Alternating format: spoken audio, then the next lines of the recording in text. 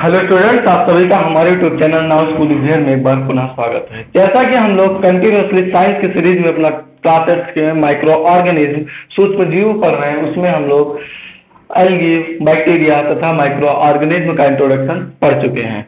उसी सीरीज में हम आज वायरस विषाणु पढ़ने वाले हैं। सबसे पहले इसको जानेंगे कि यह क्या होता है, इसका इंट्रोडक्शन क्या है, इसके यूजेस क्या है तथा इसके हार्मफुल इफेक्ट्स क्या है। वैसे रेड कलर में लिखा है डेंजरस है, आप जान गए होंगे कि यह हार्मफुल ज्यादा है यूजफुल के बजाय। चलिए शुरू करते हैं। वायरस होता क्या है, देखिए वायरस भी एक प्रकार के माइक्रो ऑर्गेनिज्म होते हैं। वायरस भी एक प्रकार के माइक्रो ऑर्गेनिज्म होते हैं या भी एक प्रकार के सूक्ष्म जीव होते हैं। सूक्ष्म जीव होते हैं जो अन्य सूक्ष्म जीव होते हैं, जैसे आप लोगों ने एल्गी पढ़ा, बैक्टीरिया पढ़ा, इन दोनों से ये काफी डिफरेंट होते हैं।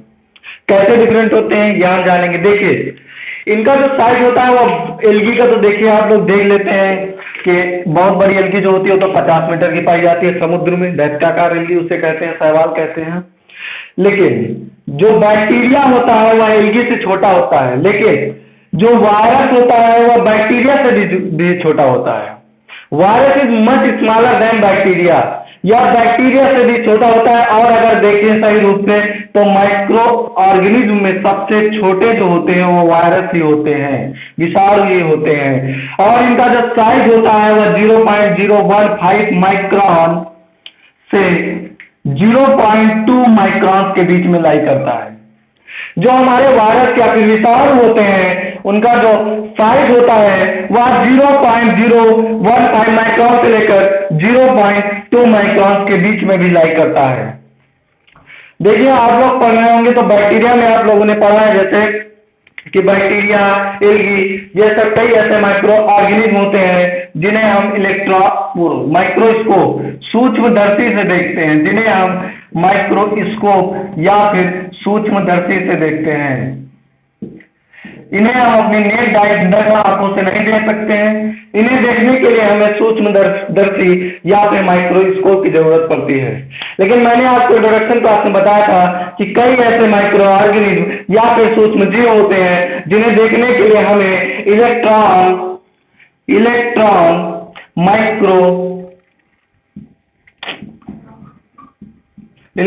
माइक्रोस्कोप की जरूरत पड़ती है, इलेक्ट्रॉन सूक्ष्मदर्शी की जरूरत पड़ती है। उसी में एक बार आता है माइक्रो ऑर्गेनिज्म सूक्ष्म जीव वायरस, जिसे देखने के लिए हमें इलेक्ट्रॉन माइक्रोस्कोप की जरूरत पड़ती है। इसे हम माइक्रोस्कोप से भी नहीं देख पाते हैं, इन्हें हमें माइक्रोस्कोप से भी देखने में तकलीफ होती है, इसीलिए इन्हें देखने के लिए इलेक्ट्रॉन माइक्रोस्कोप की जरूरत पड़ती है। देखिए वायरस में आपको एक चीज और जान लेना बेहद जरूरी है। एल्गी हो गया, बैक्टीरिया हो गया, ये जब अकेले रहते हैं या फिर किसी भी लिविंग या नॉन लिविंग सेल के कांटेक्ट में नहीं आते हैं तब भी यह एक्टिव होते हैं। बट जब आप वायरस पढ़ेंगे तो इसमें आप एक चीज पढ़ेंगे कि वायरस जो होते हैं वो ऐसे इनएक्टिव रहते हैं जब यह फ्री होते हैं किसी भी नॉन लिविंग या फिर लिविंग। एक बच्चे का कमेंट आया था, उसने कहा था कि सर इंग्लिश मीडियम में खास करके प्रिफर करिए उसमें और उसी माध्यम से पढ़ाइए। मैं आपको बता दूं बच्चों की अगर मैं सिर्फ इंग्लिश में पढ़ाऊंगा तो काफी ऐसे बच्चे हैं जिन्हें नहीं समझ में आएगा। बुक आपके पास है, इंग्लिश में पूरी लिखी हुई, आप पूरी बुक पढ़ लीजिए, कोई फर्क नहीं पड़ेगा। सबसे पहले आप हिंदी में अपनी जो मदर टंग लैंग्वेज है उसमें समझिए, फिर आप उसे इंग्लिश में जब बुक में पढ़ेंगे तब काफी अच्छे से आपको तैयार हो जाएगा। मैं इसलिए हर एक टर्म को हिंदी और इंग्लिश दोनों में बता देता हूँ, क्योंकि इंग्लिश मीडियम तथा हिंदी मीडियम दोनों प्रकार के बच्चे यहाँ पर पढ़ते हैं। चलिए अपने टॉपिक पर आते हैं। जो वायरस होते हैं वह इनएक्टिव रहते हैं। कब इनएक्टिव होते हैं? जब वो फ्री होते हैं, किसी भी नॉन लिविंग या लिविंग में कांटेक्ट में नहीं होते हैं। लेकिन वायरस कभी भी नॉन लिविंग कांटेक्ट में नहीं आते हैं, या हमेशा लिविंग सेल्स के कांटेक्ट में आने पर लिविंग सेल या फिर जीवित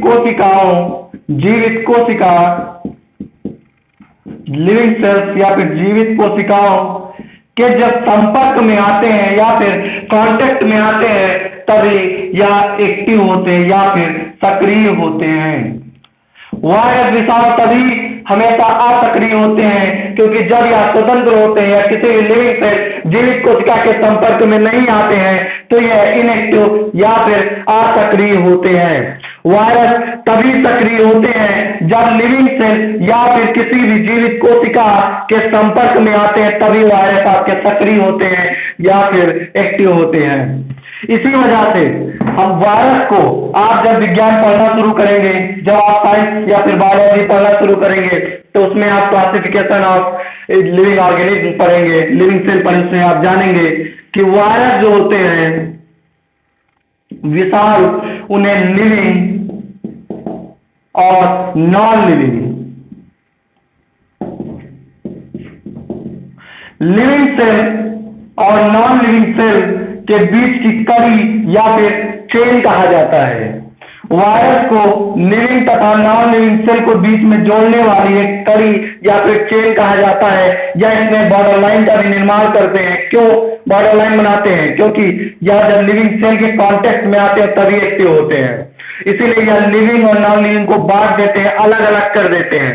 और वैसे इन्हें लिविंग तथा नॉन लिविंग के बीच में चेन का निर्माण करते हैं। वायरस को ही the chain of living and non living cell के बीच में कहा जाता है।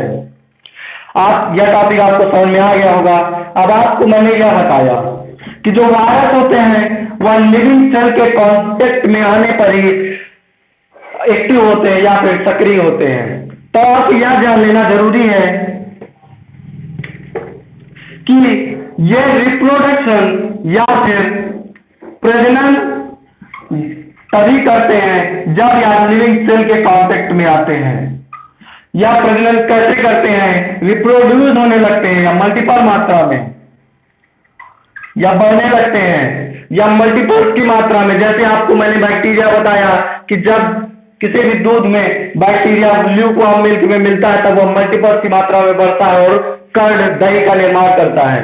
लेकिन जब कोई भी वायरस किसी लिविंग सेल के कांटेक्ट में आता है तब यह बहुत तेजी से रिप्रोड्यूस करने लगता है या फिर बढ़ने लगते हैं, कई बहुसंख्य मात्रा में बढ़ने लगते हैं, कई इन मच अमाउंट। क्यों? देखिए, आप इतने समय कोविड-19 का नाम आप लोग इतने समय काफी सुने होंगे, कोरोना वायरस। यह कहते हैं कि आप जितना दूर हैं, जितना आप सोशल डिस्टेंसिंग का ध्यान दें, आप उतना बचे रहेंगे। क्यों? क्योंकि जब तक यह लिविंग सेल किसी भी जीवित कोशिका के संपर्क में नहीं आएंगे, लिविंग सेल के संपर्क में नहीं आएंगे, तब तक यह आगे बढ़ नहीं पाएंगे, मल्टीप्लाई नहीं होंगे, बहुसंख्य के मात्रा में बढ़ नहीं पाएंगे। इसी वजह से कहते हैं कि आप दूर रहिए, सोशल डिस्टेंसिंग का ध्यान रखिए। तो आप यह बात आपके लिए ध्यान रखने के लिए बहुत बेहद जरूरी है कि जो वायरस होते हैं वो स्टार्ट रिप्रोड्यूसिंग, काफी तेजी से बढ़ने लगते हैं। कब? जब यह लिविंग सेल के कांटेक्ट में आते हैं। इसी वजह से इन्हें लाइव भी कहते हैं, झूठा भी कहते हैं, क्योंकि यह बॉर्डर लाइन बनाते हैं किसके बीच में? लिविंग तथा नॉन लिविंग सेल्स के बीच में। आपको इतना टॉपिक आपको क्लियर हो गया होगा। अब आप एक चीज और जान लीजिए, जो वायरस होते हैं या इनका कोई निश्चित आकार नहीं होता है। They are having different shape. इनके जो कई विभिन्न प्रकार के इनके शेप होते हैं, आकार होते हैं, जिसमें आप पढ़ेंगे तो हेक्सागोनल, इनका हेक्सागोनल, स्फेरिकल,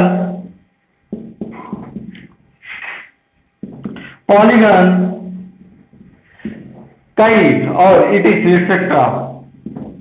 इनका जो शेप होता है, वह विषाणु का शेप जो होता है वह भिन्न भिन्न प्रकार का इनका आकार होता है, इनका शेप होता है। उसमें आप एक हेक्सागोनल पढ़ेंगे, दूसरा स्फेरिकल पढ़ेंगे, तीसरा पॉलीगन पढ़ेंगे।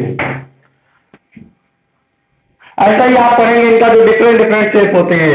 वायरस का जो शेप होता है वह कई प्रकार का होता है। पहला हेक्सागोनल, स्फेरिकल, पॉलीगोनल और कई प्रकार के डिफरेंट शेप जो आपके वायरस होते हैं, उनका जो शेप होता है वह भी डिफरेंट प्रकार का होता है।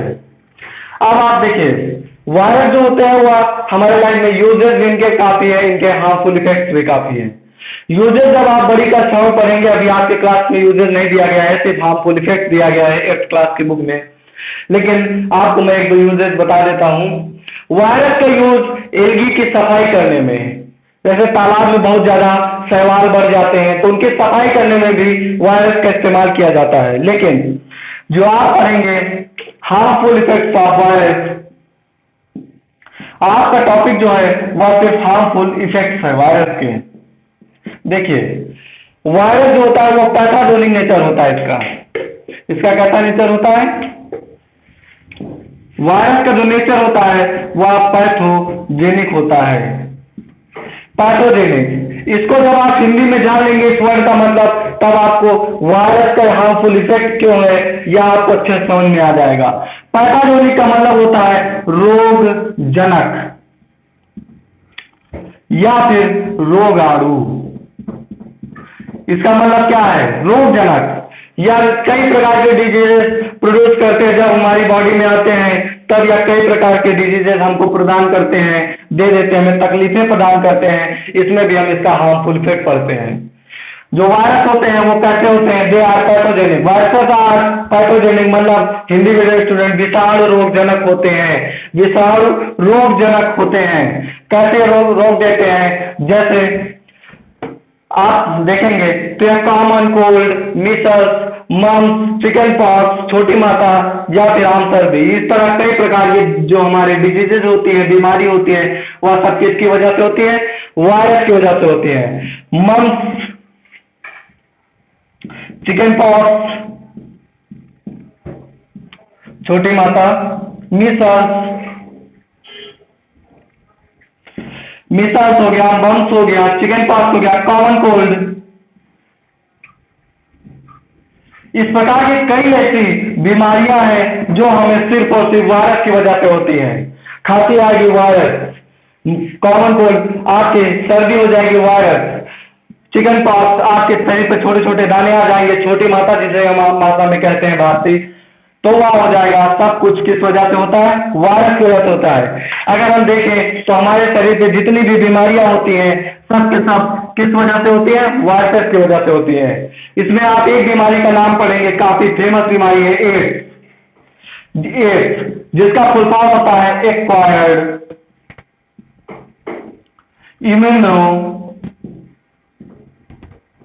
Deficiency virus.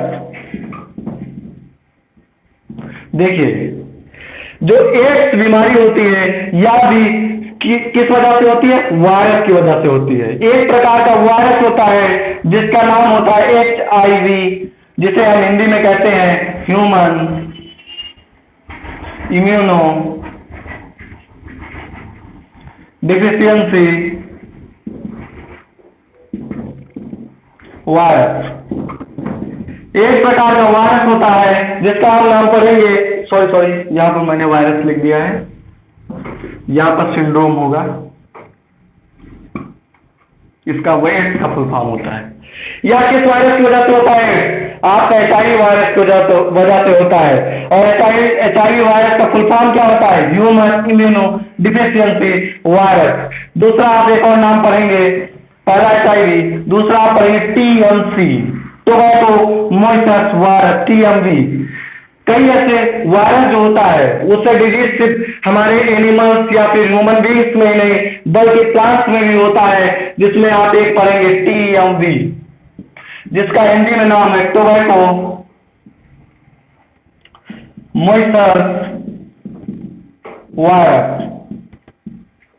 टोबैको मोइसस वायरस या जो बीमारी है या तंबाकू के पत्ते में होती है। आपको मैं एक चीज बता दूं आपकी नॉलेज के लिए कि वायरस की डिस्कवरी वायरस को किसने खोजा था? दरमिती इवानोवास्की ने खोजा था। वो भी किसने खोजा था? टोबैको तंबाकू की पत्तियों में किसने? दरमिती इवानोवास्की ने खोजा था। क्या खोजा था? वायरस को खोजा था। आप जब डिफिशियंसी या हार्मफुल इफेक्ट्स पढ़ेंगे तब TMV या फिर टोबैको मोइसस वायरस या एक बीमारी होती है जो प्लांट्स में होती है, वो भी किसकी वजह से होती है? एक वायरस की वजह से होती है। और यह किसमें होती है? टोबैको तंबाकू की पत्तियों में होती है, टोबैको की लीव्स में होती है। यह आपको एक और टॉपिक यहाँ तक क्लियर हो गया। अब आप एक और बीमारी का नाम सुने होंगे, TB, जिसे कहते हैं ट्यूबरकुलोसिस, लेकिन यह बैक्टीरिया से होती है, वायरस से नहीं होती है। तो मैं आपको बता दूं, एक और मैनुअल मिस्टेक है, हमारे मुंह से निकल जाता है कभी कभी। तो आप एक और पढ़िए, पोलियो। अब हमारा देश, तो आप यह बात आपको अच्छे से पता होगा कि हमारा देश पोलियो मुक्त हो चुका है। पहले आप अपने गांव में देखते होंगे, अभी आप लोग बहुत छोटे हैं हम लोग जब छोटे तब देखते थे, हमारे गांव में एक ही व्यक्ति था जिसे पोलियो बीमारी थी। इसमें आपका पूरा शरीर जो होता है काम करना बंद कर देता है, एक प्रकार से देखें तो नर्वस सिस्टम काम करना बंद कर देता है। और आप पोलियो, अब आपको यह जानना जरूरी नहीं है कि पोलियो बीमारी में होता क्या है, इसमें यह जानना जरूरी है कि पोलियो बीमारी जो होती है वह किस प्रकार के वायरस से होती है। तो यह होती है पोलियो मिथेसिस। पोलियो मिथेसिस नाम का एक प्रकार का वायरस होता है जिस वजह से हमें, that is caused by polio virus. Polio disease जो होती है वह किस वजह से होती है, पोलियो मिथेसिस वायरस की वजह से होती है। तो हमको पता चलता है कि पोलियो डिजीज भी किसकी वजह से होती है, वायरस की वजह से होती है। तो आपको यहाँ पर वायरस का टॉपिक अच्छे से क्लियर हो जाएगा अगर आप इस वीडियो को अच्छे से देखेंगे। इसके बाद अपनी बुक को सिर्फ एक बार अगर आप सही से पढ़ लेंगे तो आपका यह टॉपिक क्लियर हो जाएगा। अगर आप सिर्फ वीडियो ही अच्छे से देखेंगे और इसको अच्छे से, अगर आपका ट्रांसलेशन अच्छा है वह अगर आप देख लेंगे, तब आपको पढ़ने की जरूरत ही नहीं है। आप बुक जैसे ही एग्जाम में आएगा तुरंत आप ट्रांसलेशन के माध्यम से सब कन्वर्ट करके लिख लेंगे। वैसे आज के लिए इतना ही हम रखते हैं और मैं आशा करता हूँ कि आपको हमारा वीडियो अच्छा लगा होगा। और हमारी टीम भी काफ़ी मेहनत कर रही है। स्वाति मैम आपको मैथ्स पढ़ा रहे हैं 6 से 8 क्लास तक, काफ़ी मेहनत कर रही है। जय सर आपको इंग्लिश पढ़ा रहे हैं। मैं ट्रांसलेशन की बात की, आप उनकी वीडियोस देखिए, आपको अच्छे से इंग्लिश में भी अच्छा ज्ञान, गौर ज्ञान प्राप्त हो जाएगा। आज के लिए मैं इतना ही रखता हूँ और आशा करता हूँ आपको हमारा सेशन बहुत अच्छा लगा होगा। तब के लिए धन्यवाद, थैंक यू।